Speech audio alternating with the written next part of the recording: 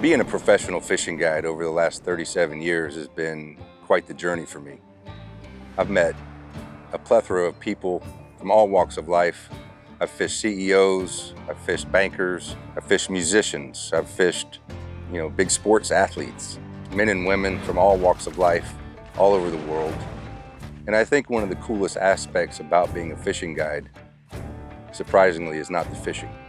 It's the people that you get to know. It's the people that you spend time on the water with in a very, very small office in these intimate locations that are unobstructed, by the busyness of life. So you really get to know people in that environment. And one of the anglers and friends who I've fished for about the last 10 years or so, I consider him more of a friend than a client, is Julian Robertson.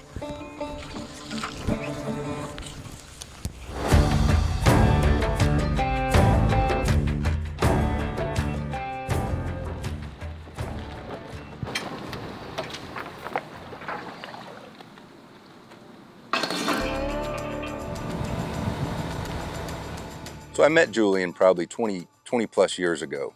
Julian was a young tournament competitor. He was not fishing with me at the time, though he was getting into the big tarpon tournaments and bonefish tournaments and some of the other light tackle tournaments here in the Keys. And I got to know him as being one of the regulars. And I watched him kind of grow as an angler, fishing with other guides. He showed up, not really placing. And then it didn't take long, 2 or 3 years into his career, that all of a sudden this guy's name is popping up on some of the top 3, placings in tournaments.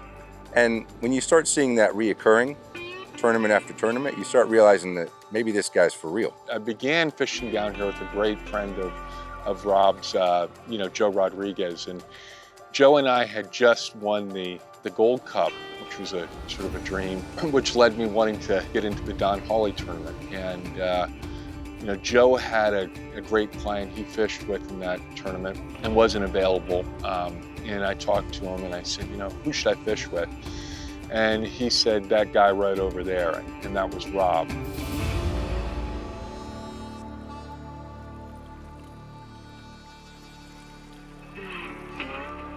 We talked about it for a year or two. Finally, I submitted and said, you know what, Julian, let's give it a try. And that began what's now been probably a 10-year friendship and a client relationship. We've got our name on a bunch of those trophies together, and there's no one that I get more excited about going fishing with than Julian. Got something kind of tipping, yeah, right on the edge of that. See that? Yeah. That's definitely a redfish there. I saw that. Take him, Rob? Whenever you're good. Okay.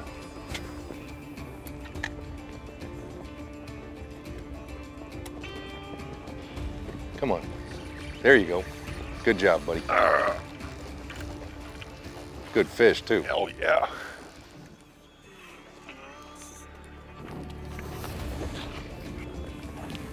Well done. How many of those we caught together? A lot. That's a nice one. That is a good fish. How many inches would you say he is, Rob? I'd say that fish is 27. That's what I was going to say. Yeah, 27, 28.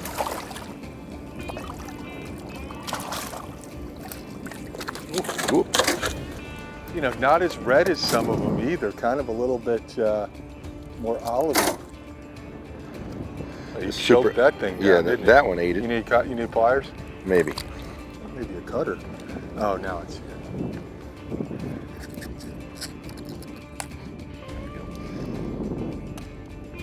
When they want it, Rob. That's a big red. For us, it is.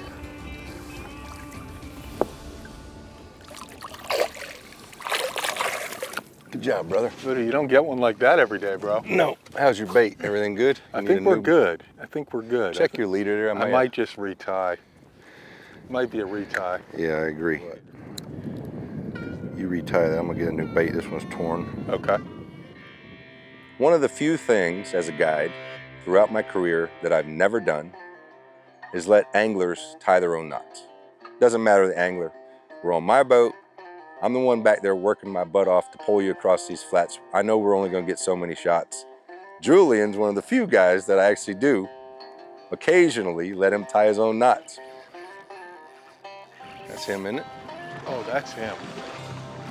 Another good fish, too. Oh, man, is it? Oh, what happened? Don't tell me you're not failing. Let's just say it. Don't tell me you're not failing. Come on, bro. What is up with that? Should have retied that. See, I let a boy do a man's job. Had a little knot failure. We weren't in a tournament setting. I kind of busted his chops a little bit, but also reassured me that maybe I need to be the one tying the knots. Come on, man. What is up with that? You're not letting that one down, are you?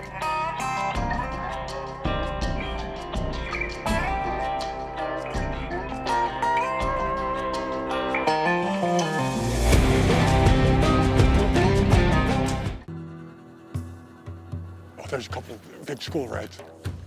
Oh, yeah, big redfish.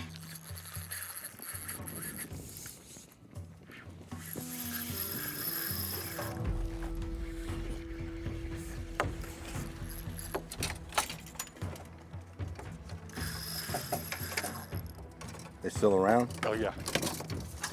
See them? Yeah.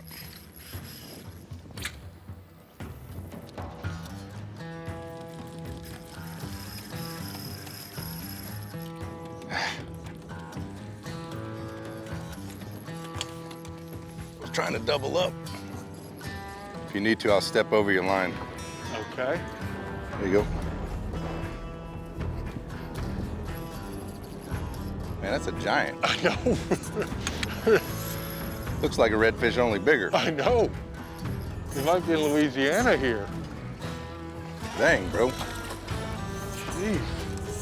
That's the redfish That's you a need big in red. Yeah, the that's tournament. Exactly the red you want. Any way you can get them. That's got to be a 30-inch red, huh? Heck, he's more.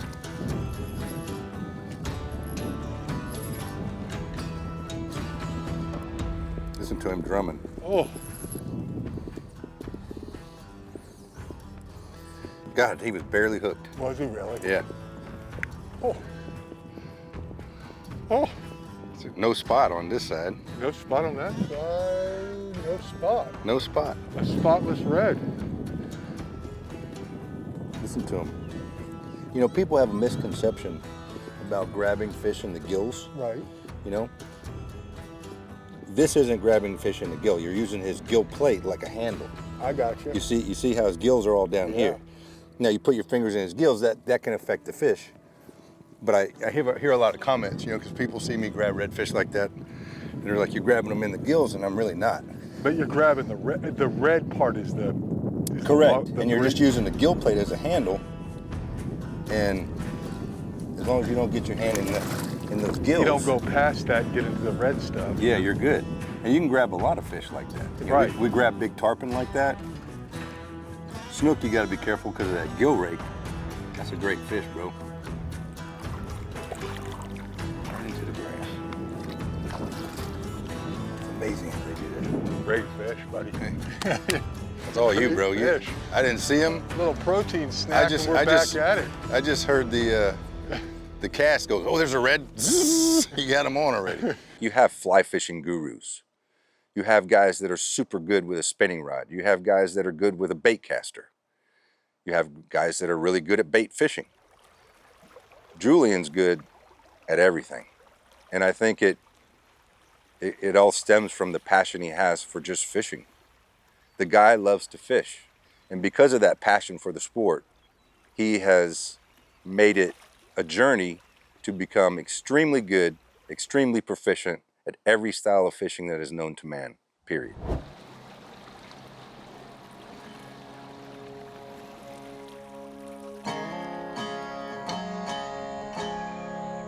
Oh, there's a fish right there, rolled. Good, strip that. Go again a little left, around the white hole. Perfect. Strip that. Coming. There you go. Good work, bro. That was a good team effort. Yeah, it was. I never saw him.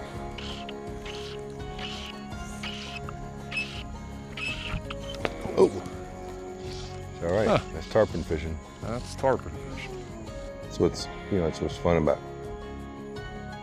getting up early and getting out here, and as everything's waking up, you know. Yeah. I mean, those fish weren't awake when we first got here. I You didn't know. know there was a fish here, and then all of a sudden it got just Yeah, light enough. We're sort of pulling in here, never saw anything, and then there's 100 fish rolling. Yeah.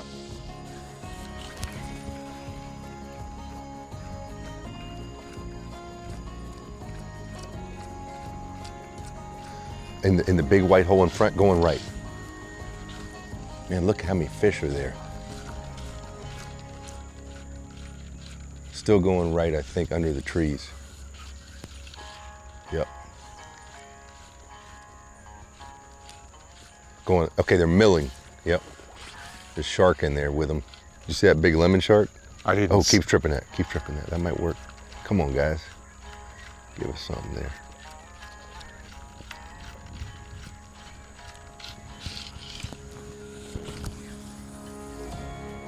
Nice throw. I don't know how you didn't get a bite there a couple times. There was a couple of times there where I. Over here to your left, Jay. Okay.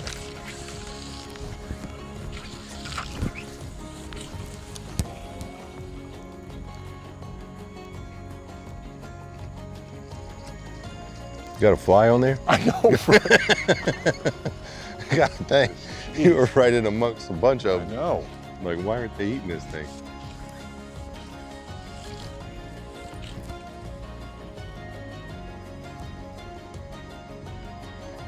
Try shorter and faster, like pop, pop, pop, pop. Yep. Good job, Bo.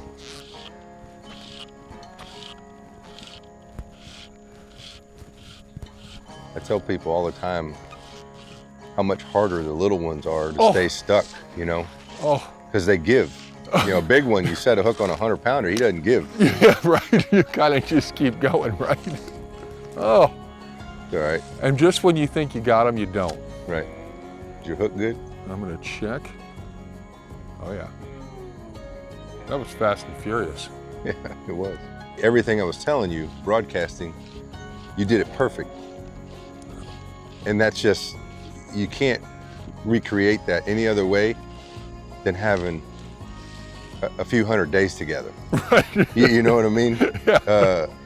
Yeah, to know what 30 feet is, and You know what my 30 feet is. a little left is. Yeah, you know what my little left is. You know, and that's just, you can't recreate that other than just time together on the water. And that's such a huge thing Yeah. in the tournament scenario where you're not having missed opportunities because of that relationship, you know? Right. You know, if I don't see them and you see them, we can still catch them, or Right. or vice versa. Or if I don't see one and you see it, you know where to put the fly. But it goes right back to how much of a team sport this is and why it's so fun. Right. You're not going to come out here and do this on your own and have as much success, nor am I. No, you wouldn't. You would. I mean, instead of getting 10 bites there, I might have gotten one. Right.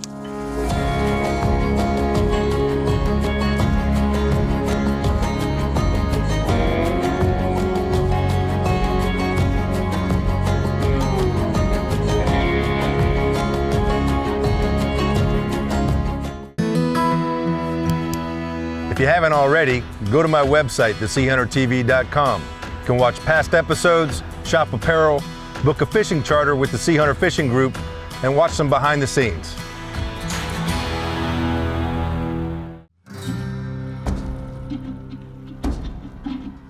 Oh yeah. Yeah, there's 2 or 3 groups, right, Rob? Yeah.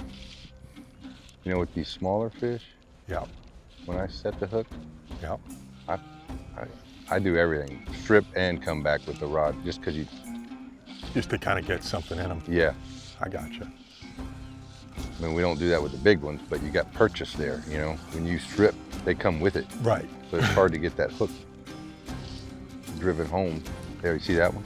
Going right. Bunch of fish right in there, coming in and out of the trees. Take a lucky one.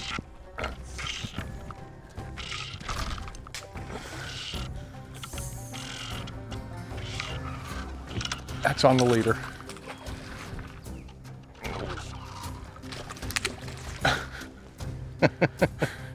Things go wrong. I don't care how skilled you are as a guide or an angler. You give yourself the best chance, you sharpen your hooks, you tie the perfect leaders, you go to the best spot for the conditions. You do all these things 100% right, and still things go wrong. It's not called catching, it's called fishing.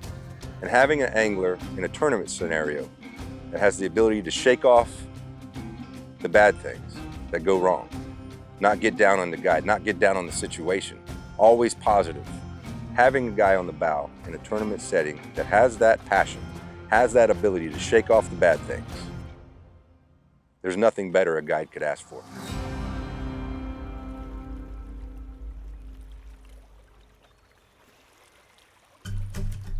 It's whatever I'm doing next. I would say I love fly fishing, and I think fly fishing is probably my biggest passion.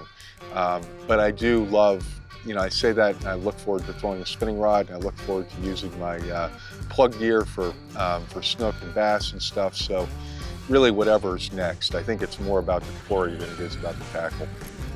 Pulling good, not shaking his head though like a snook. I think it's a Snooks. It is a Snook. Oh yeah. Perseverance. All those good casts.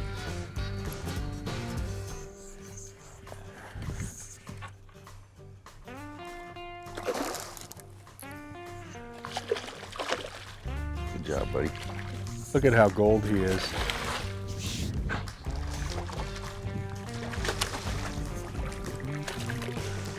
He kind of gave the impression he didn't really want to eat it either. It was kind of a, yeah, well, it's there, I'll grab it.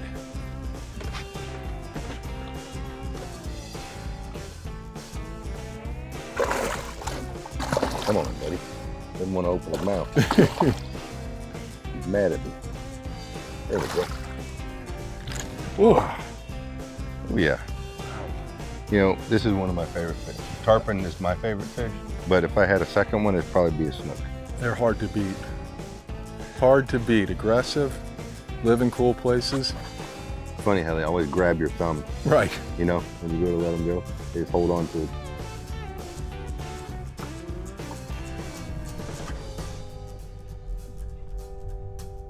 Bye-bye, Mr. Snook. Nice work, Hey, Voodoo. good. That was all you, bro. A lot of casting, A lot of good casting. but it paid off. The water's so high here, and those fish are so back under the trees. If you're not skipping and making great casts, you're pretty much wasting your time. You're not even in the game. Right.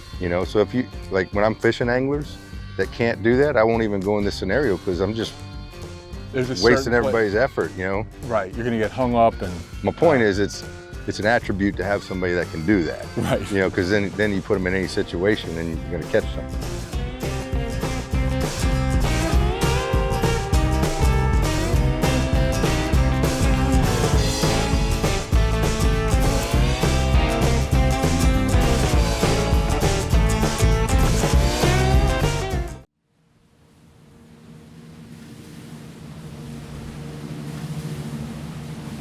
When I pick Julian up in the morning, and we're gonna go fishing if it's not a tournament setting, he doesn't care what we're gonna go do. We go bone fishing together.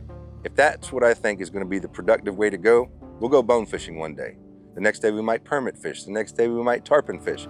He doesn't care. He just wants to go fishing with me and go have a good time. And we're gonna give it hell while we're doing it.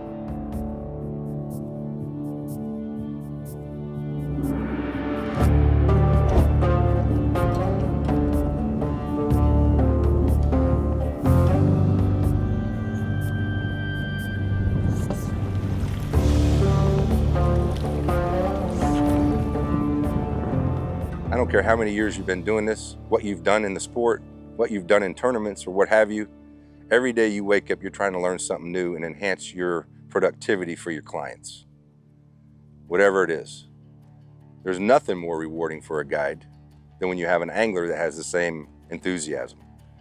Every day Julian gets on the boat, he's asking me questions. Why do you do this? Hey, have you ever tried this? Hey, have you ever done that way? Hey, why didn't that work? He wants to get better at his trade. And that makes me want to share more with him. So as a team, in a tournament aspect, we've learned things together. And there's nothing that can replace that other than time on the water together and enthusiasm and passion for the sport from both of you. I mean, I feel like every day I fish with Rob, I walk away with more knowledge or more skills than I went into that day with. And I don't think that's by accident. I think he sort of imparts that as a part of the day. And it pushes me up to, you know, that I'm ready. I'm ready with my casts, I'm ready, my tackle's ready when we get in the boat, I'm ready to go. It's game time.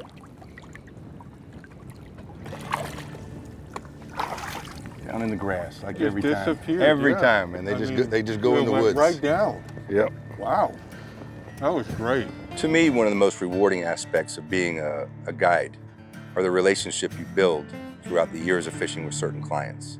It doesn't happen with everybody. But Julian's one of those guys it has happened with for me, and I think he would say the same, that we're way beyond a guide-client relationship. I've watched his kids grow up. We go to dinner with his family and my family, and having a client like that, it just opens up the day when you're fishing with someone to more than just fishing. You know, you have these amazing experiences. You see these really cool things that happen on the water. You have a great catch. You see a cool bite. There you go. Good job, bro. But at the end of the day, regardless of how good or bad the fishing was, you come away knowing a little more about the person. You're a little closer than you were when you left the dock. And that's as rewarding as any other fish that you can catch that day. Nice red. Right to the job, bottom bro. again. Well done, Voodoo.